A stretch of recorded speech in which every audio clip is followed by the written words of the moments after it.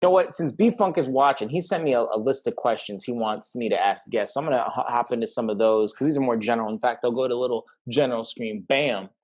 Um, so for quality control, like, how do you guys know you're bringing it every set? Do you have a group of people like the bartenders, fellow DJs? Do you record yourself? Do you video record yourself? Like, how do you know, like, are you reviewing your Serato or Braveheart, in your case, Tractor histories? How do you know, like, when it's a good set, or how are you evaluating, hey, I did a really good job tonight? Is it feeling? Is it more analytical? And let's Um, start with oh, Bobby. yes, sir. Okay, sorry. No, good. No, I know um, for myself, for a while, I was always asking like my friends that came were, the bartenders and everything, like, oh, how did you think it was tonight?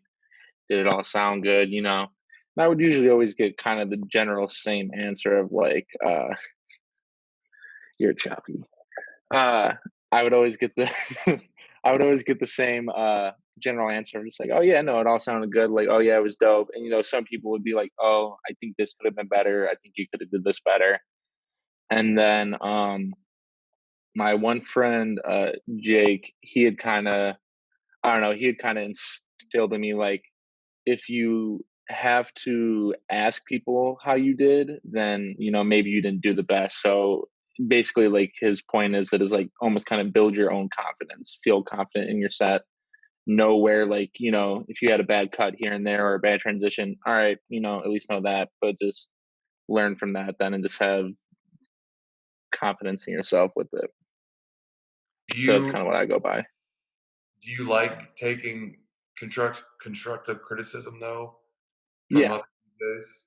Oh Yeah. yeah, for sure. Like if like I would rather have somebody like tell me like, yeah, hey, I think you were kind of not doing good. Yeah, like I definitely appreciate the constructive criticism. Yeah, DJ Flair Like just said, as long as I would you don't hate love it. to have it if anybody has to say it. What were you Yeah, saying? it's always it's like if someone's taken the time to give you give you the knowledge to build off of, like, hey, like, maybe, you know, speed up this transition or something like that. Like, you were kind of waffling in between two songs. Like, you maybe played this one out a little too long. Like, Yeah. you lost your pacing in the middle of a set. Like, that's something that, like, I mean, something that I will always take on board. And, like, it's never like a bad thing for me, because, like, anything you could do to get better is worth at least considering on some level. Oh yeah, for sure. And like I said, like you'll have those people that are just like yes men, and they'll tell you like every time, oh dude, you killed it, you killed it, you killed it, even though like Yeah. in the back of your mind you're sitting there like, No, I no, didn't. it was bad here, here, here, here, here.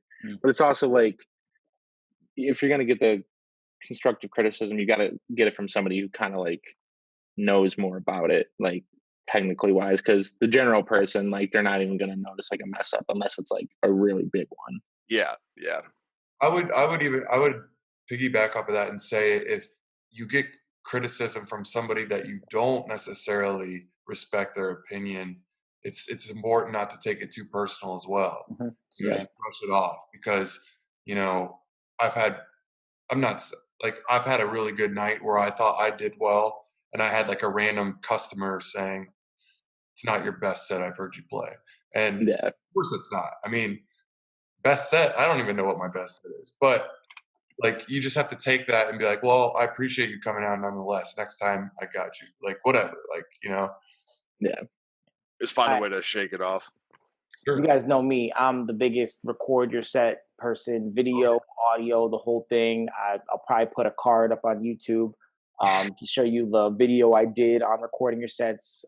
But it's just for like what Krupp said. Like, someone could say, hey, I really liked your set just because they got laid at the end of it because you played some T-Pain or some Pretty Ricky. But maybe the set wasn't that great. Or they might say your set sucked because they don't like tech house, but you were opening for a tech house DJ, right? So Yeah. for me, it's, taking kind of the end of the night, okay, how did I feel about the set? Kind of marking that and then going back the next day. And honestly, a lot of times painfully going, okay, I let this run too long, this, that, the other. because you're the only one who knows like how you want to sound. And so that's why I think, obviously I'm going to take requests and feedback from the bartenders, but again, they're paying attention to sales. They're not paying attention to energy like we are. Like for me, like recording is definitely something that like if you have the opportunity to do it, do it.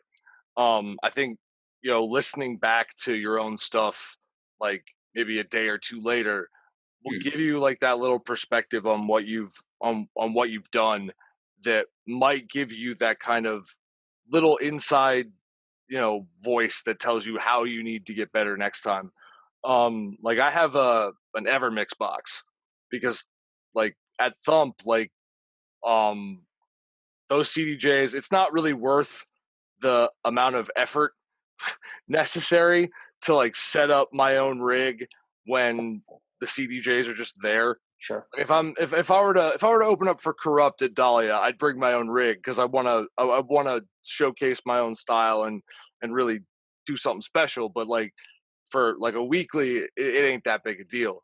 But like that Evermix, like just having something you can plug into the record out on a 900 and like either just record your set or stream it to Instagram and like actually get like that real like live feedback from people, like that's always something that I've always enjoyed.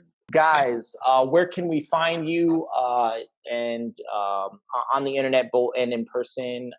Bobby, go ahead.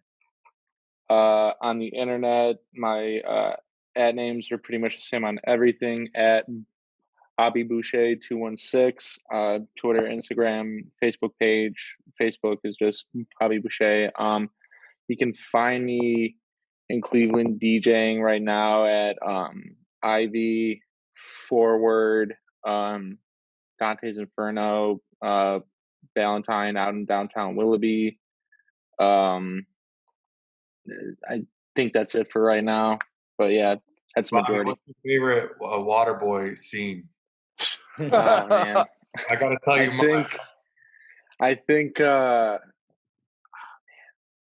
just because I saw it recently, and it was whoever did a parody of it to the conversation when they're all sitting there having dinner with his mom for the first time. Dude, yeah. And he's just sitting there all awkward and or whatever, and like Vicky Valancourt and his mom are just fighting back and forth. No, my favorite part's when they invite the coach over to eat, and he's like, "What part do you think I'm about to eat?" And she's like, "Cakes don't really have parts, but if I had to call it anything, I'd say it's his knee." Mine's got to be the no, Colonel Sanders, you're wrong. Like, yeah. Oh yeah. And then runs like full on tackle. Like that was fucking great. I'm he sorry. can do whatever he wants. Or no, the ending scene when his dad shows up. Bobby, it's me, your dad, Roboito. Bobby, where do you play in Columbus? The only place right now is at Seesaw, just because they're affiliated with it's under the umbrella of the Forward Hospitality Group. Got it. But I mean, I'd love to branch out to other places. It'll happen eventually. If anything, I'll play on DJ Leak's balcony at his apartment complex. It's a nice balcony. I've been there. No, it's dope. How about you? It's dope. Raveheart, where can we find you? Oh, sorry, James. You can find me on Instagram, Twitter at Raveheart Music, and Twitch. Twitch.tv/Raveheart Music. It's all pretty much the same. And in real life, if and when Thump is able to come back, you'll see me on those lineups here soon, eventually. And what is wrong with my camera? All right. At least it's at the end. Yeah. At least it made it this far without completely crapping out. Officially out of orbit. Houston, we lost him. Yeah. There it is. As far as 614 releases, we've mentioned him numerous times on the podcast. I was trying to have him on to have him talk about the album, but I assume he missed my call because he was on his bike. But I know it's because I know he hates taking phone calls. But shout out to Governor. He released the Work for Love EP on his birthday, 7/21/20. Check it out. That's what I'm doing right after this. I think one of you guys had said you'd listen. That was me. Right? Yeah. Raveheart, what'd you Yep. think of it? Dude, it's good. It's good. It's that classic Governor Tech House. Like,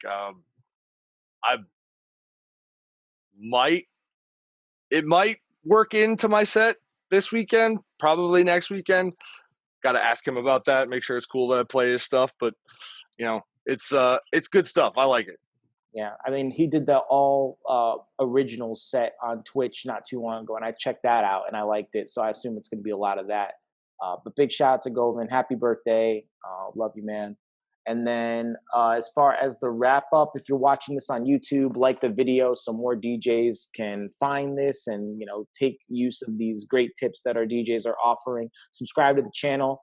We do gear reviews. We do podcasts. I just did a tutorial video on how to deal with hosting events during COVID-19. I'm pretty proud of that one. And just all DJ stuff. I read every comment. So if you have a question for Bobby Booshay, Corrupt, Raveheart, let me know in the comments and I'll make sure they get it. And definitely glad you're here. And Corrupt, I think you can take us out, buddy. Cool, guys. Bobby, Doug, thank you guys. Episode 16. You guys stay safe. Keep grinding. We appreciate you as well, guys. Oh, yeah. Sorry. And happy birthday to Lightman number 2, Rusty Johnson. Yeah. Heavily. Thank you for having us, guys. Incredibly appreciated. Peace out. Thanks for being here, guys. Thanks, everybody. Peace.